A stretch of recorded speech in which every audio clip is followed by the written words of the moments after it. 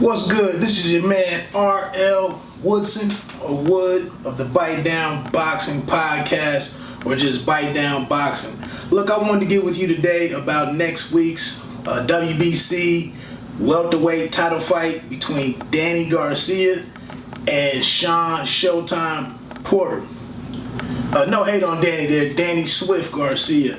Look, it's going down at Barclays Center, Brooklyn, New York.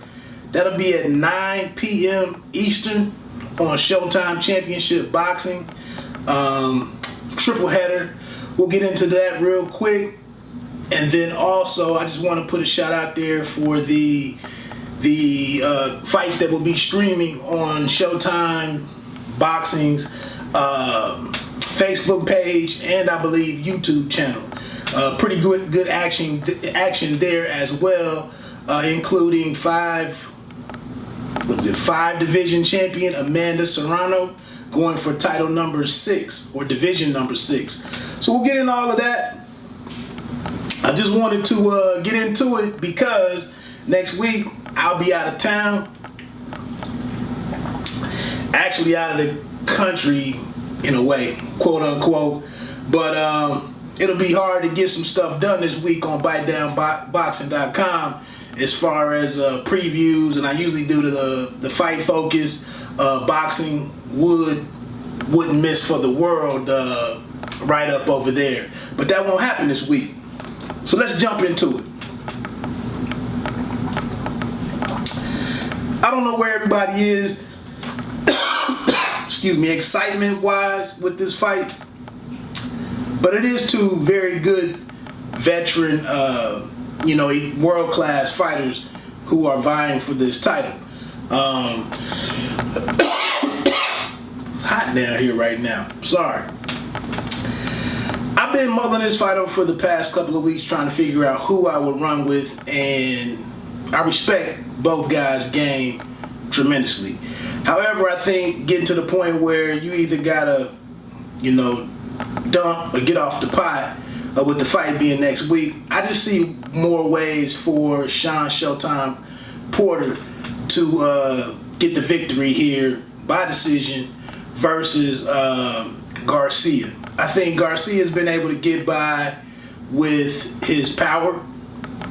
I think he's done well and looked exceptionally great when fighters have stood in front of him and allowed him to connect with his power. I don't see Porter doing that in this fight. I see Porter changing speeds.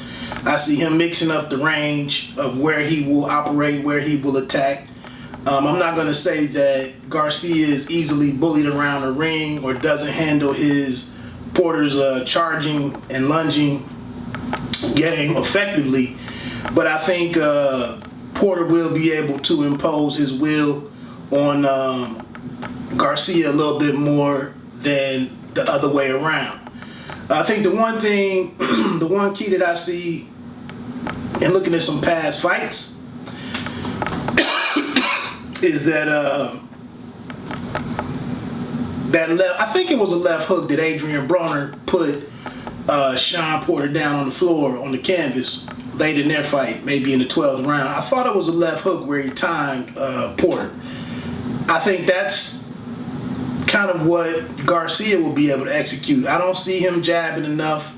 I never have liked his mobility or agility. He's not quick. He basically likes to keep his feet planted, get into that left hook.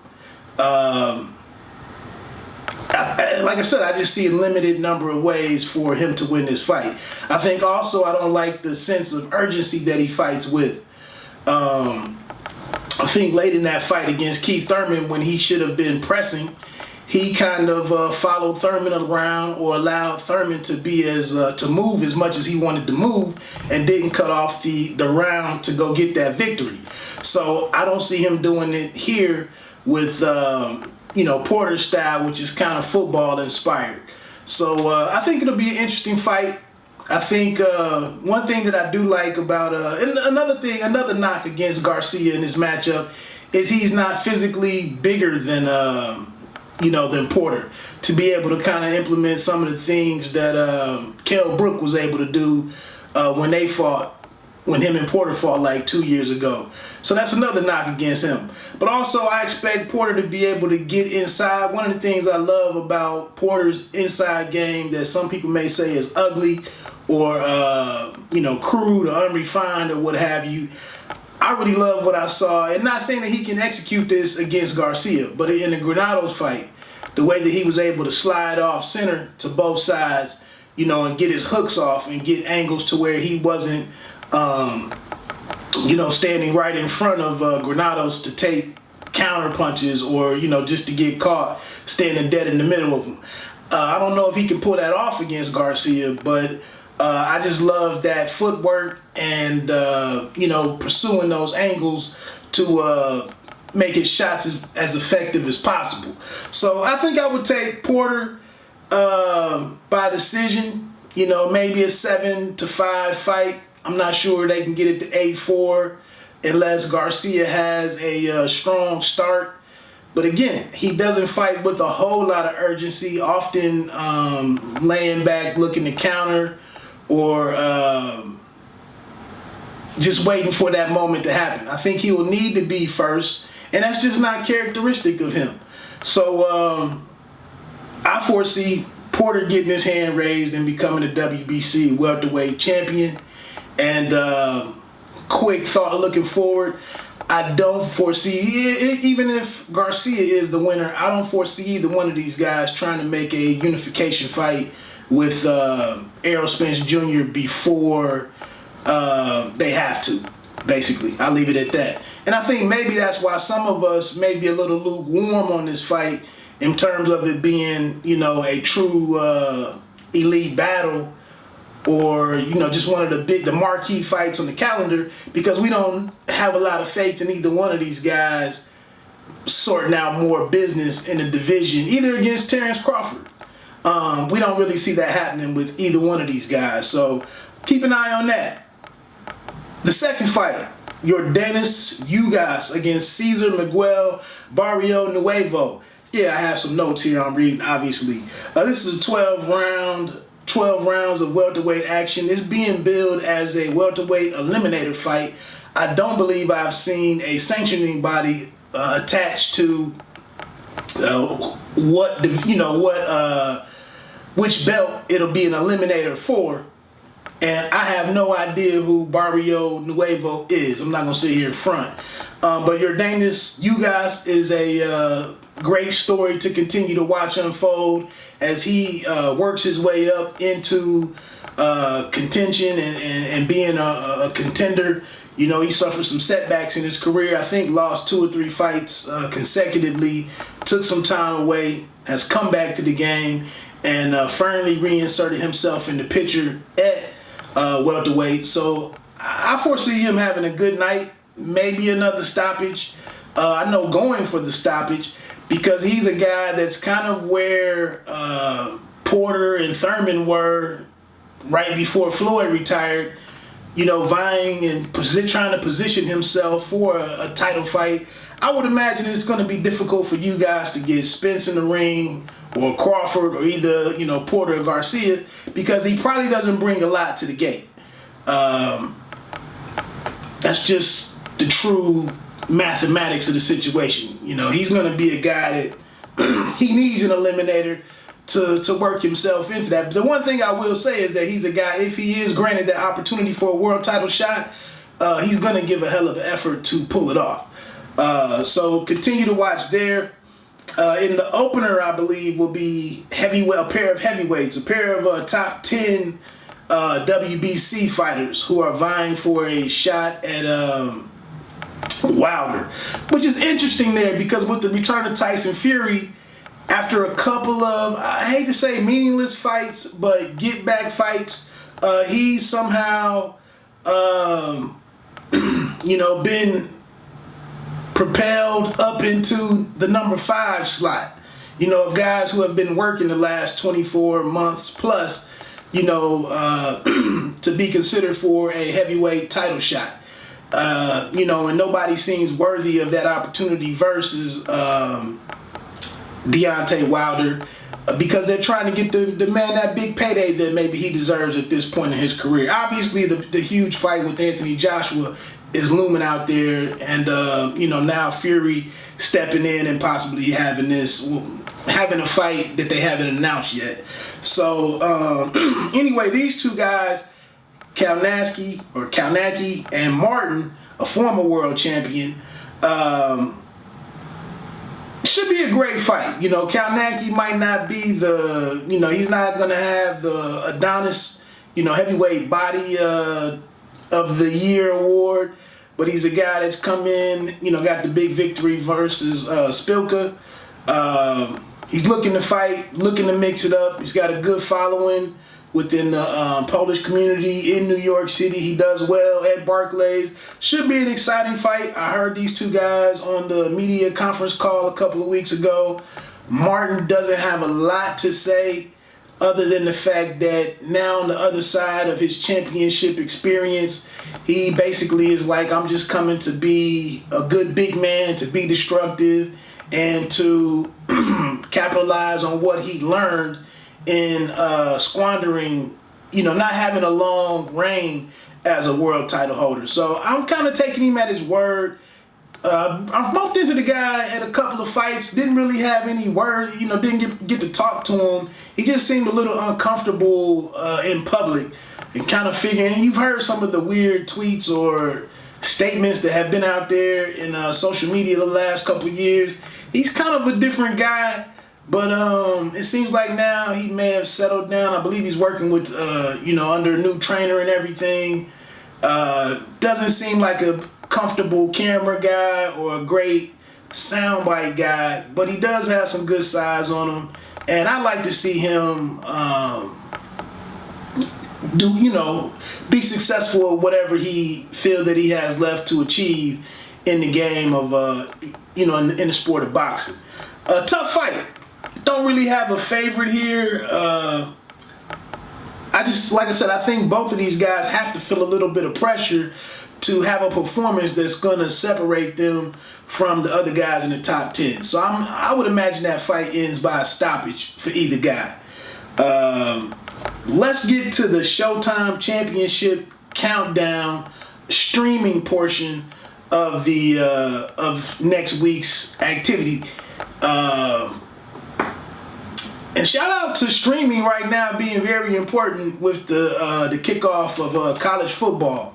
I'm a Michigan Wolverines fan, so later on tonight, once the Golden Boy Facebook activity or Facebook Watch, once that gets going, it'll be very easy to have that on the laptop and to check out the football games that I want to watch, on the main TV and whatnot. So this is one night where streaming is not as challenging, as far as trying to get the ESPN Plus app on a device.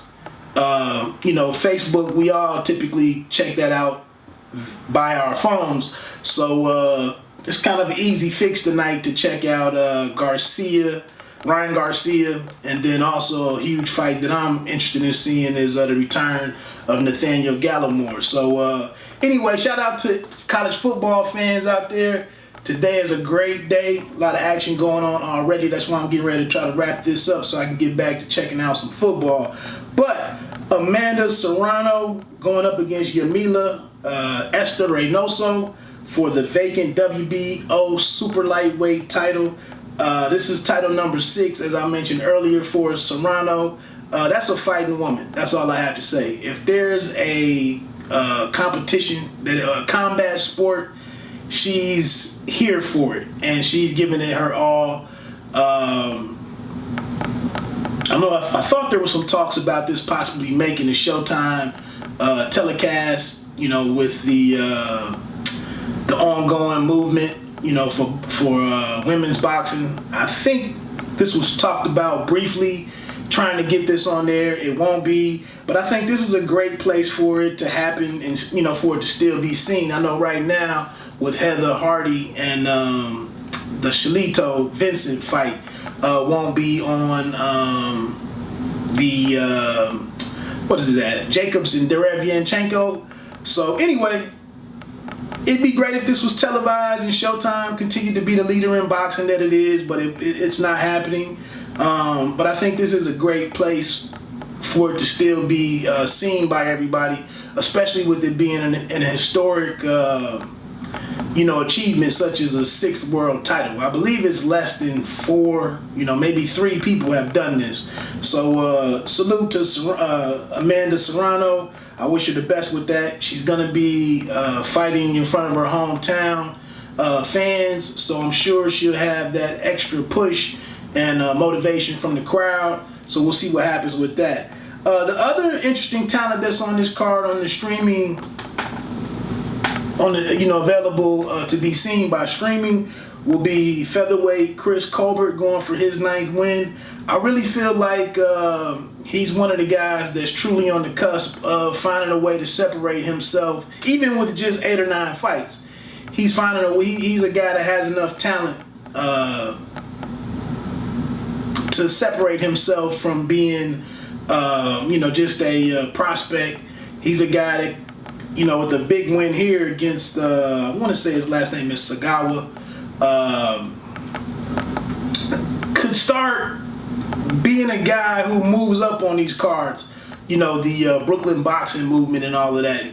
Colbert really seems like a guy, his defeat of Austin Dulay on PBC showed the levels, that he's a talented kid.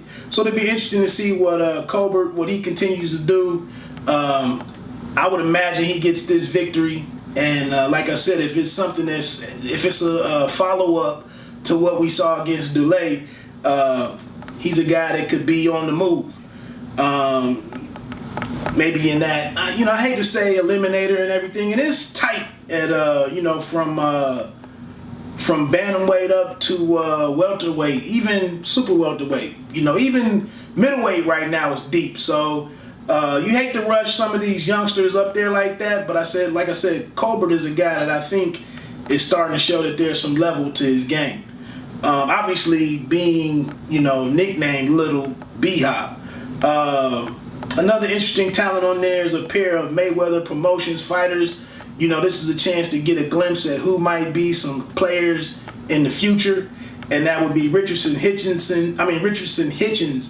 at 5-0. He'll be appearing at super lightweight. Again, super lightweight is a very tough division right now for up-and-coming prospect. Right now, the division will be featured in the season 2 of the World Boxing Super Series.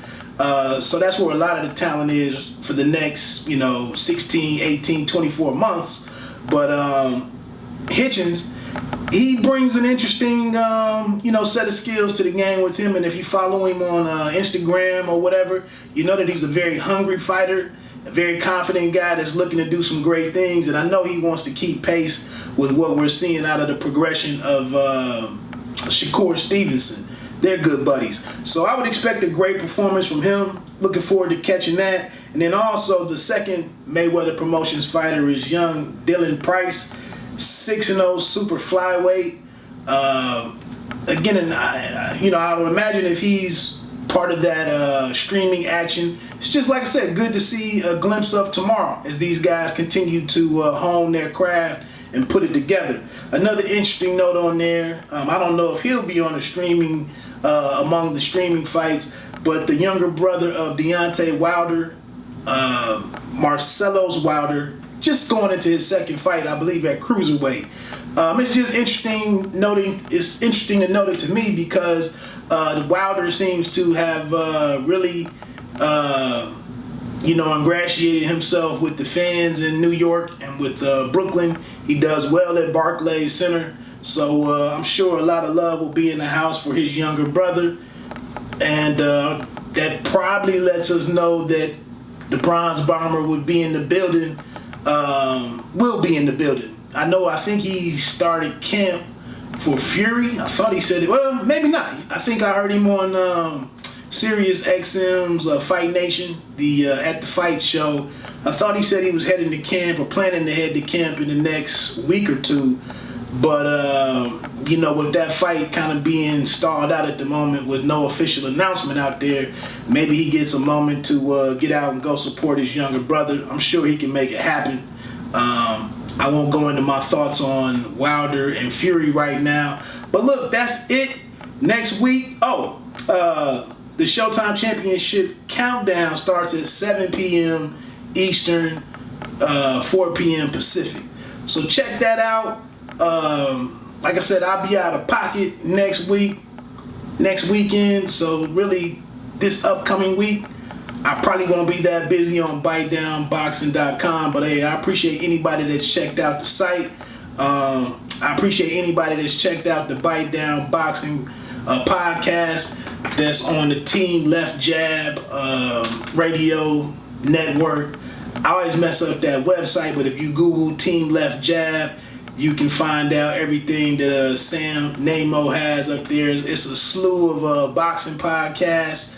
It looks like he's adding somebody new every week to the lineup, so I'm just happy to be over there. The most recent episode that I have on there has if you're a fan of the Contender, one of the more vocal guys is on that show right now amongst the field of 14 remaining fighters now that John Jackson lost last night. Michael Moore out of Cleveland, a middleweight out of Cleveland. He was the guest on the last Bite Down Boxing podcast. Check that out. Just kind of giving you some behind the scenes information, how he made it to the show. If you have any concerns about, is there a difference between what happened in the house or in the training camp versus what we actually get to see on, the finished episode. He talks a little bit about that type of stuff.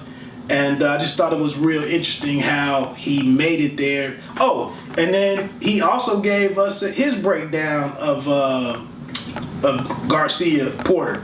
So that's pretty interesting. Also on that show is King Gabe Rosado, long-time middleweight, former world title challenger and everything. Gabe was on there talking his talk.